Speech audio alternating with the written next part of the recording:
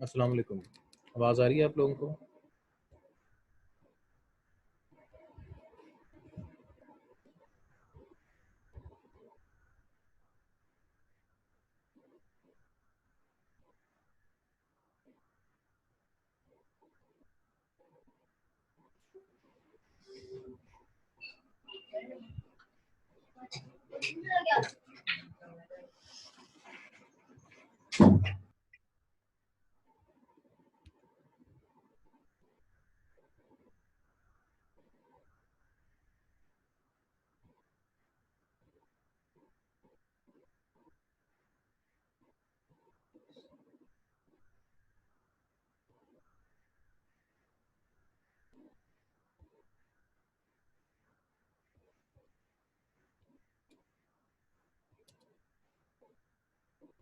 Hello class, अस्सलाम वालेकुम। आप लोगों को आवाज़ आ रही है?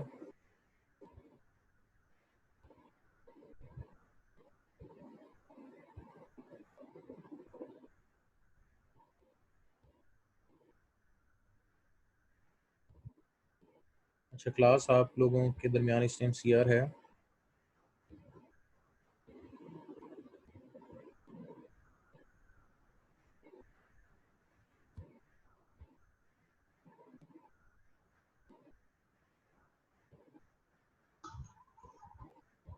सही। अच्छा सीआर, आप अटेंडेंस मेंटेन करें उस सारे लेक्चर्स की?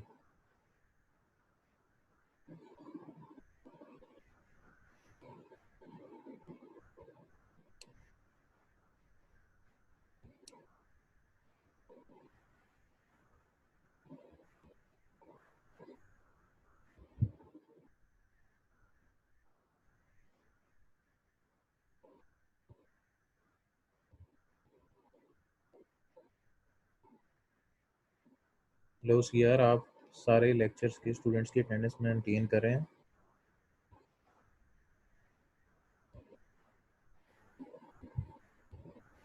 अच्छा क्लास, बी अटेंटिव। आप लोग अपने तस्वीरें जो जब आप लेक्चर लेते हो तो लेक्चर की स्नैपशॉट लेकर सीआर को भेज दो। सीआर, आप वो स्नैपशॉट अपने पास संभाल के रखो। अटेंडेंस मैंने आपसे ही लेनी है, और अगर मुझसे कोई प्रूफ मांगेगा कि अटेंडेंस का कि जी ये उस टाइम था कि नहीं, तो मुझे स्नैपशॉट्स आपने ही प्रोवाइड करनी है।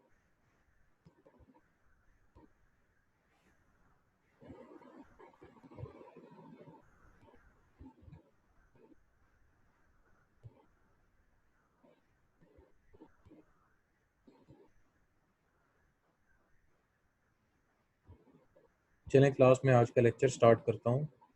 जो आज का लेक्चर है वो है open access thesis and dissertation के बारे में, क्योंकि अभी हम सेमिनार का सेशन ही कंटिन्यू करें रिसर्च मेथोडोलॉजी का। अब रिसर्च मेथोडोलॉजी के अंदर आप से पहले जो डिस्कशन है वो डिस्कशन हुआ कि जी प्रोडक्ट क्या है एक स्टूडेंट का, और फिर ये डिस्कशन हुआ कि एग्जामिनर क्या सवाल पूछेगा। फिर ये डिस्कशन हुआ कि जो टाइमलाइन ऑफ योर एमफिल या पीएचडी वो कितनी है, और वो उसमें कौन कौन से माइलस्टोन्स आने हैं। उसके बाद जो अगली स्टेज है वो ये कि हम अब ये डिस्कस करेंगे कि अगर हमने स्टार्ट करना है तो हमें क्विक स्टार्ट के लिए, क्योंकि आप लोग अभी अपने सेकंड सेमेस्टर में हो, तो हमें क्विक स्टार्ट के लिए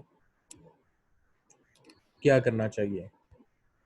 ये एक वेबसाइट है, और आज का सेशन छोटा है, ये बस सिर्फ इस ओएटीडी के बारे में है। जो open access thesis and dissertation dot O R G एक वेबसाइट है जहाँ पे पूरी दुनिया के थीसिस इंडेक्स होते हैं। इंडेक्स का मतलब कि आप यहाँ सर्च कर सकते हैं। तो अब मिसाल के तौर पे मैं मशीन लर्निंग मशीन लर्निंग के ऊपर सर्च करता हूँ।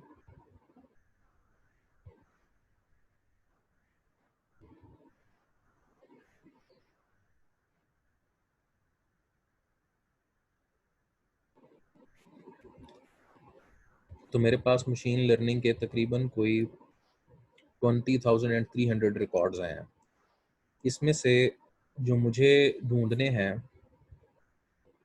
वो ढूंढने हैं एमएस डिग्री के, क्योंकि आप लोगों की एमएस डिग्री है तो आप एमएस पे क्लिक करेंगे, और यहाँ पे मेरे पास जितने ये थीसिस आए ये एमएस के थीसिस हैं जो कि मशीन लर्निंग से रिलेटेड हैं।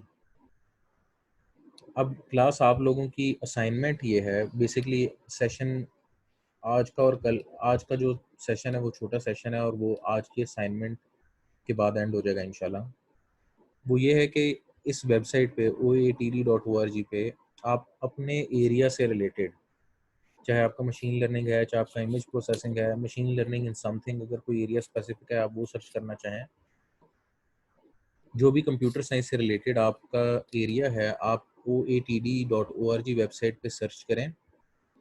आपके पास लिस्ट ऑफ थीसिस आएंगे, उसमें से आपने मास्टर्स के वो थीसिस डाउनलोड करने हैं जिनमें आपको दो चीज़ें थीसिस के अंदर मिल जाएं, एक उसका सोर्स कोड और दूसरा उसका पब्लिश्ड पेपर। अब ये कैसे पता चलेगा, ये मैं आपके ग्रुप में लिख दूं, टास्क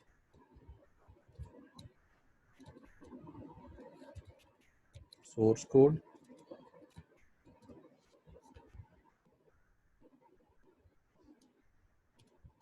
और दूसरा है जी आपने oatd.org से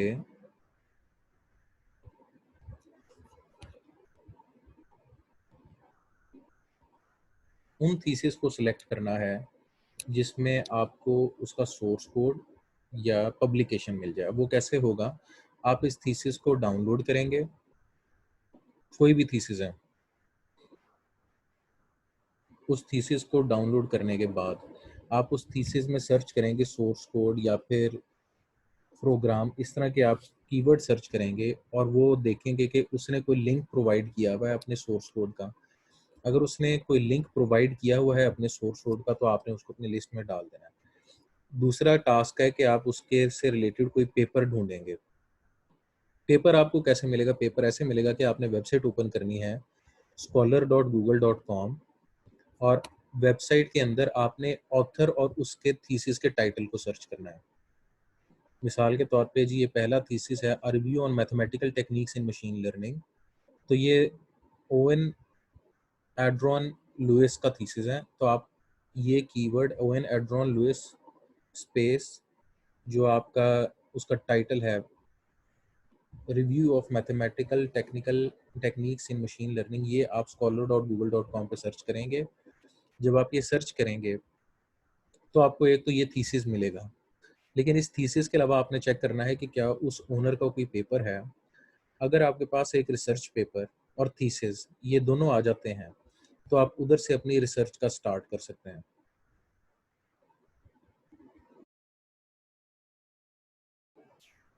वो कैसे, वो ऐसे कि तीसरी चीज़ जो आपने देखनी है वो ये देखनी है कि फ्यूचर वर्क उसके पेपर में या उसके थीसिस में कहीं लिखा हुआ है।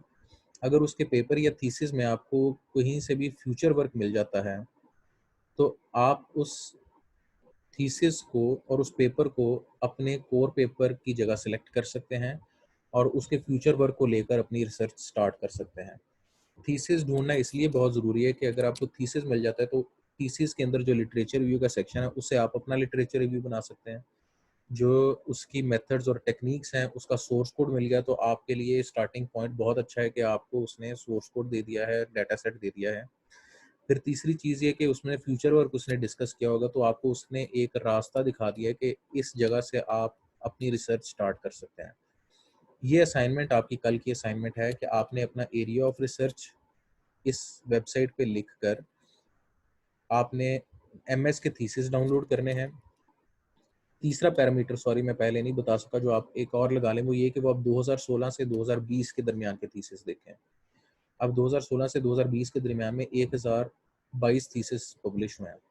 अब इन थीसिस में से आप वो थीसिस आइडेंटिफाई कर दें जो पब्लिश्ड यानी थीसिस आपके पास हो और उसका कोई पेपर पब्लिश्ड हो और उस इन दोनों में कोई फ्यूचर वर्क लिखा हो। तो क्लास यहाँ पे मैं लेक्चर एंड करूँगा। अगर आप लोगों को कोई क्वेश्चन है तो आप मुझसे पूछें।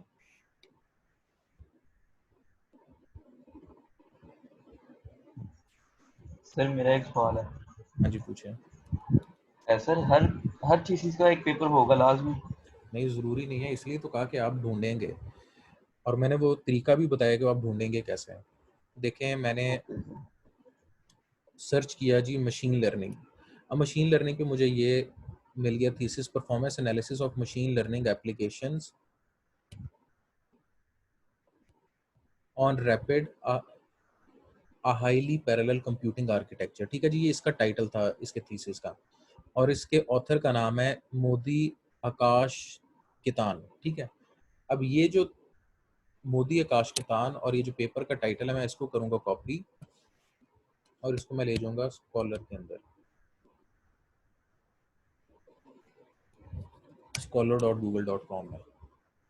वहां जाके मैं ये कीवर्ड्स को सर्च करूंगा। अच्छा जी, मेजॉरिटी थीसिस जो 1022 थीसिस मुझे मिले, जब मैं उनको सर्च करूंगा ना तो scholar.google.com पे सिर्फ उनका एक थीसिस आ रहा होगा, लेकिन कुछ ऐसे थीसिस होंगे जिन बच्चों ने अपने पेपर पब्लिश किए होंगे, तो उनके थीसिस के अलावा उनके पेपर भी शो हो रहे होंगे। जब आपको उनका कोई पेपर शो हो तो आप उसको डाउनलोड कर लें और चेक कर लें कि वो थीसिस से ही पेपर निकला हुआ है। अगर वो थीसिस से ही पेपर निकला हुआ है, यानी उसका वो चेक कैसे होगा कि उसका टॉपिक, पेपर का टाइटल और थीसिस का टाइटल बहुत मिलता जुलता होगा। तो आपको वो पेपर भी मिल गया है जो उसके थीसिस से मिलता जुलता है, और उसने थीसिस भी लिखा है जिसमें उसका प्रोग्राम प्रोग्राम उसने शेयर किया हो और उसने सारी रिसर्च शेयर की हो। तो ये आपके लिए एक स्टार्टिंग पॉइंट अच्छा है कि आपके पास ज़्यादा मटेरियल आ गया है स्टार्ट करने के लिए। जी, और कोई क्वेश्चन?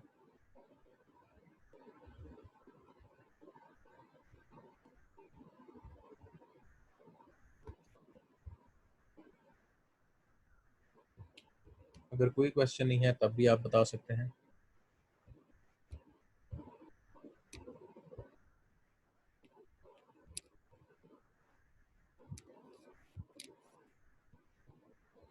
ओके क्लास, अल्लाह आप सबको अपने ज़ुबान में रखे। मेरे लिए और बाकी क्लास फेलोज़ के लिए दुआ कीजिएगा। अल्लाह पाक ने मुश्किल वक्त हर एक पे लाया हुआ है। अल्लाह सारों की मुश्किलात आसान करे। मोमिन जो है वो नाउम्मीद नहीं होता। नमाज के अंदर मुझे दुआ में याद रखना। अच्छा जी, जज़ाकल्लाह, अल्लाह हाफ़िज़।